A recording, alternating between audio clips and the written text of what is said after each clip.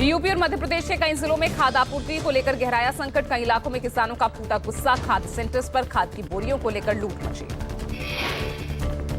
UP के संभल, महोबा, कानपुर देहात और बस्ती में खाद को लेकर बवाल। संभल में खाद की कमी को लेकर सरकारी समिति पर डीएपी खाद लेने के लिए किसानों में भगदड़ मची।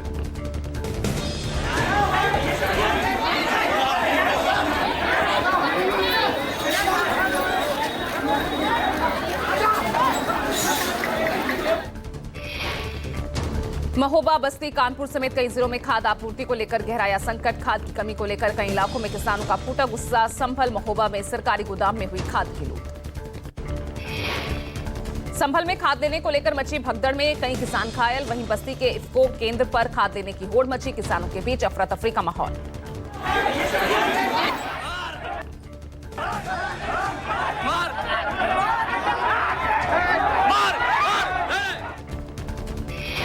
खाद की किल्लत को देखते हुए कई जिलों में किसान रात से ही लाइन में लगे नजर आए। सहकारी समितियों पर डीएपी लेने जाने वाले किसानों को निराशा हाथ लगने पर किसान प्राइवेट दुकानों से खाद लेने पर मजबूर हुए। मध्य प्रदेश में भी खाद को लेकर किसानों का हाल बेहाल। शिवपुरी, ग्वालियर, मुरैना समेत कई जिलों में खाद के लिए किसानों में हाहाकार। मध्य प्रदेश में हालात ऐसे कि अन्नदाता दर दर की ठोकरें खा रहा, उसकी कोई सुनने वाला नहीं। खाद की दुकानें बंद पड़ी। किसान प्राइवेट दुकानों से खाद लेने पर मजबूर हुए। खाद की मारामारी के बीच खाद की कालाबाजारी का भी मामला। महोबा के बाद कानपुर देहात में पुलिस प्रशासन ने प्राइवेट दुकान से 101 बोरी डीएपी खाद पकड़ी। खाद के पकड़े जाने के बाद तहसीलदार ने प्राइवेट दुकान को सीज किया। प्राइवेट दुकान पर महंगे दामों में बिक रही खाद। मध्य प्रदेश के मैहर में खाद की कालाबाजारी का हुआ खुलासा। कृषि विभाग की टीम ने मारा छापा। 365 बोरी खाद जब्त हुई। सपा नेता अखिलेश यादव ने अन्नदाता के हालात पर सोशल मीडिया पर पोस्ट कर कहा, ये 8 साल पहले लगी नोटबंदी की लाइन नहीं बल्कि किसानों की खाद पाने की उम्मीदों की लाइन है। अखिलेश ने ट्वीट कर कहा, पहले तो बीजेपी केवल बोरी में चोरी करती थी, अब तो बोरी की ही चोरी हो गई है। बिक रही है खाद ऊंचे दाम में, भ्रष्ट भाजपाइयों के गोदाम में। महाराष्ट्र और झारखंड के चुनावी नतीजों से पहले दिल्ली में बीजेपी की बड़ी बैठक। जेपी नड्डा की अध्यक्षता में दोपहर 1 बजे से होगी बैठक। सूत्रों के मुताबिक बीजेपी के सभी राष्ट्रीय पदाधिकारी, प्रदेश अध्यक्ष होंगे शामिल। बैठक में संगठनात्मक चुनावों को लेकर चर्चा होगी। बैठक में संगठन के चुनाव की प्रगति पर पदाधिकारी के साथ बात की जाएगी। आज होने वाली बैठक से पहले कल नड्डा के आवास पर भी बैठक हुई थी। चुनाव परिणाम से पहले महाराष्ट्र में मुख्यमंत्री की रेस। महायुति ने सीएम चेहरे को लेकर लगाए पोस्टर। बारामती में लगे अजित पवार के भावी मुख्यमंत्री वाले पोस्टर। मुख्यमंत्री की रेस के कई सारे दावे सामने आए। बीजेपी के प्रदेश अध्यक्ष चंद्रशेखर बावनकुले का दावा, देवेंद्र फडणवीस को मुख्यमंत्री बनाना चाहिए। शिवसेना के नेता संजय शिरसाट ने सीएम पद के लिए दावा किया। एकनाथ शिंदे ही मुख्यमंत्री पद के असली हकदार।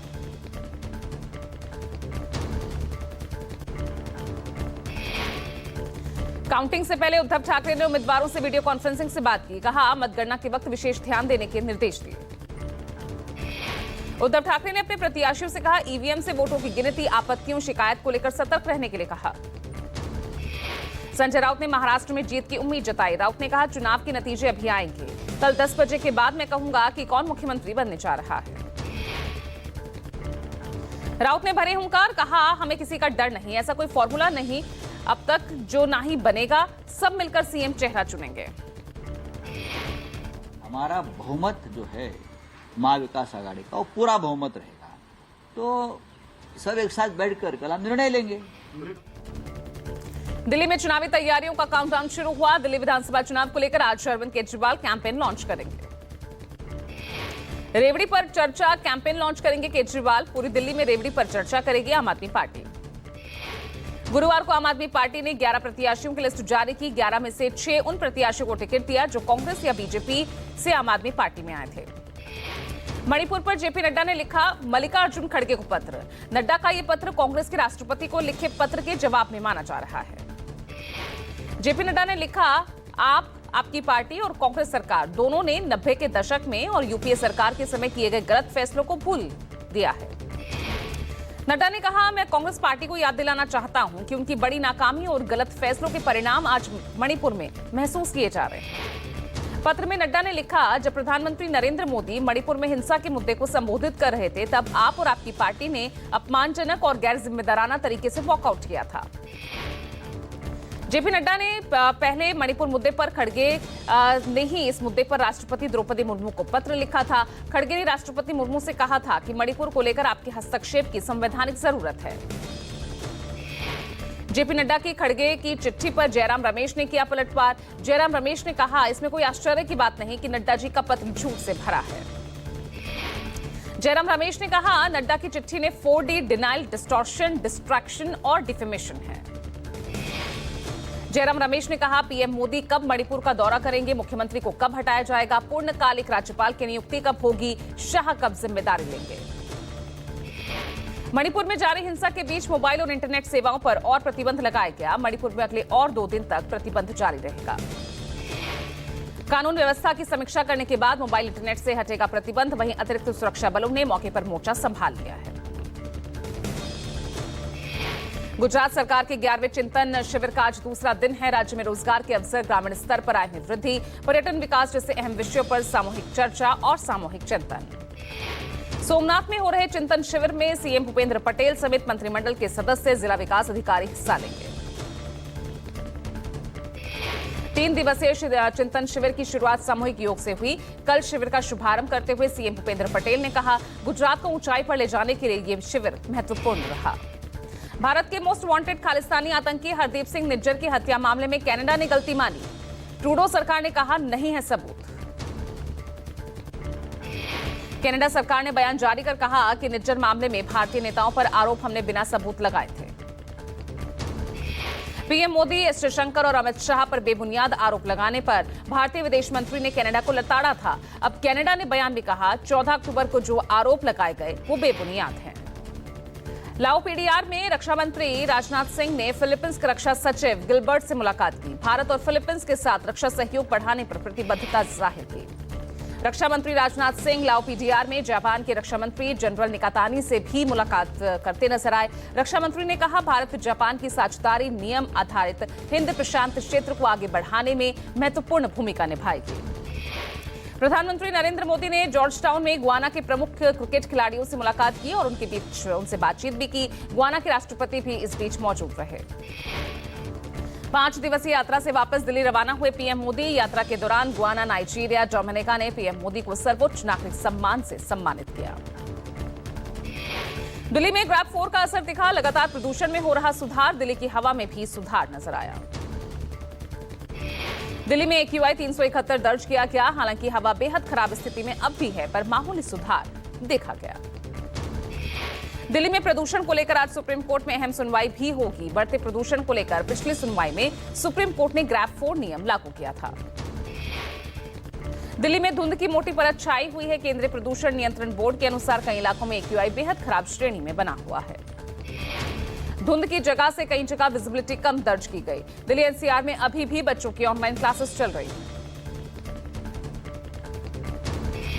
राजस्थान के झुंझुनू में अजीबोगरीब वाकया, चिता पर जिंदा हुआ मृत व्यक्ति। परिवार के साथ साथ डॉक्टर्स भी हैरान हुए। डॉक्टर्स ने मृत घोषित कर दिया था। 2 घंटे तक डीप फ्रीज में रखा गया। पोस्टमार्टम के बाद शव को सौंप दिया गया था। शमशान घाट में चिता पर पहुंचते ही शख्स की सांसें चलने लगी। फौरन एम्बुलेंस से अस्पताल लाया गया और अभी शख्स की हालत सामान्य है। कलेक्टर ने भी जांच कमेटी घोषित की। कोल्हापुर में स्कूल की लापरवाही से दर्दनाक हादसा, एक छात्र पर स्कूल का गेट गिर गया। हादसे में छात्र की मौत। जंग लगने की वजह से गेट खराब हो गया था और कई बार शिकायतें की गई, पर गेट हटाया नहीं गया। 6ठी क्लास के बच्चे पर भारी भरकम गेट गिर गया। बच्चे की मौत से लोगों में आक्रोश है। ज्ञानवापी मामले में हिंदू पक्ष की अर्जी पर आज सुप्रीम कोर्ट में सुनवाई। हिंदू पक्ष की सुप्रीम कोर्ट से अपील, विवाद से जुड़ी सभी 15 मामलों की सुनवाई इलाहाबाद हाई कोर्ट में हो। हिंदू पक्ष ने 15 मामलों को इलाहाबाद हाई कोर्ट में स्थानांतरित करने की मांग की है ताकि सुनवाई में तेजी आए। विवाद से जुड़े 15 मामले वाराणसी जिला न्यायालय के विभिन्न न्यायालयों में चल रही है। एक बार फिर संवाद यात्रा करेंगे बिहार के सीएम नीतीश कुमार। दिसंबर में संवाद यात्रा पर निकलेंगे नीतीश। महिलाओं से करेंगे संवाद, जानेंगे समस्याएं। इस यात्रा के लिए मंगलवार को कैबिनेट से भारी बजट भी पास किया गया। कैबिनेट से ग्रामीण विकास विभाग की ओर से 225 करोड़ 78 लाख रुपए की योजना को मंजूरी दी गई। अगले महीने शुरू करेंगे नीतीश यात्रा। गुजरात के मुख्यमंत्री भूपेंद्र पटेल ने द साबरमती रिपोर्ट की स्क्रीनिंग में हिस्सा लिया। अहमदाबाद में हुई स्क्रीनिंग में राज्य के गृह मंत्री हर्ष सांघवी और अभिनेता जितेंद्र मौजूद रहे। मध्य प्रदेश के मुख्यमंत्री डॉक्टर मोहन यादव ने द साबरमती रिपोर्ट फिल्म के अभिनेता विक्रांत मेसी और राशि खन्ना को सम्मानित किया।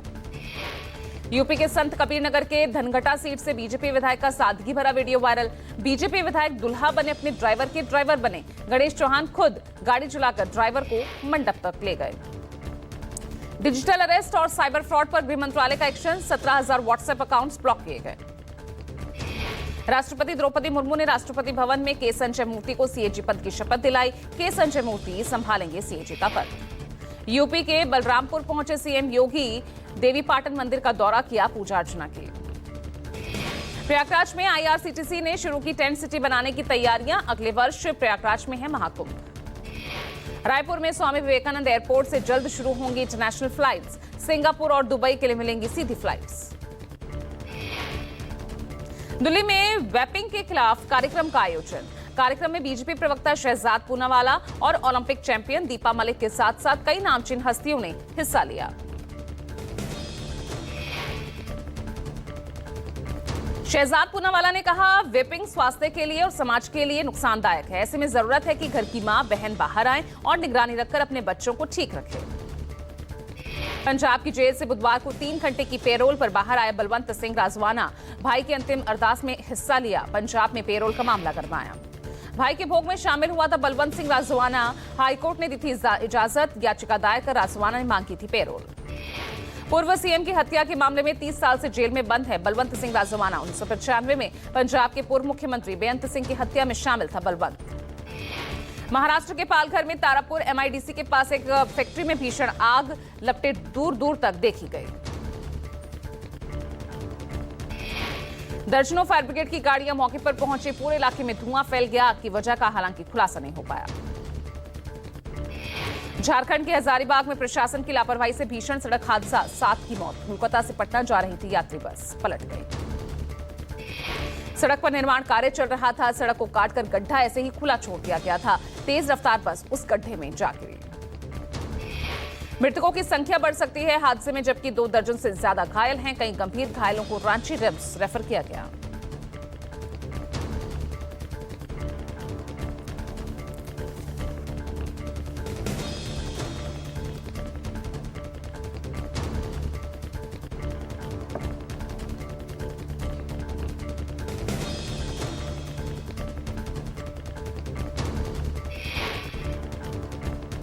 दिल्ली में ठंड और कोहरे का डबल अटैक झेल रहे दिल्ली एनसीआर के लोग। उत्तर भारत में शीतलहर के बाद तापमान में गिरावट।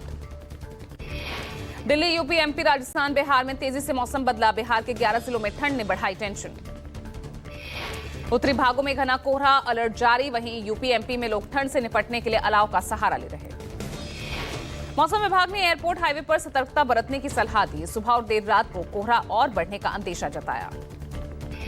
राजस्थान में तापमान में गिरावट के चलते अजमेर शहर में कोहरा छाया। लोग खुद को गर्म रखने के लिए आग का सहारा लेते नजर आए। बॉलीवुड सुपरस्टार शाहरुख खान ने अपने बेटे आर्यन खान का डेब्यू प्रोजेक्ट अनाउंस किया। कंगना ने वेलकम किया। आर्यन की तारीफ करते हुए कहा, राइटर और फिल्म मेकर के तौर पर उनके डेब्यू का इंतजार रहेगा। सूर्या बॉबी की 350 करोड़ी कंगुआ हुई फ्लॉप। फिल्म रिलीज के 7 दिन बाद भी 100 करोड़ का आंकड़ा नहीं छू पाई। भूल भुलैया 3 सिंघम अगेन के क्लैश पर माधुरी दीक्षित ने रिएक्ट किया। क्लैश पर बोली, दोनों फिल्में अच्छी चले, अगर फिल्में नहीं चलेंगी तो इंडस्ट्री कैसे ग्रो करेगी।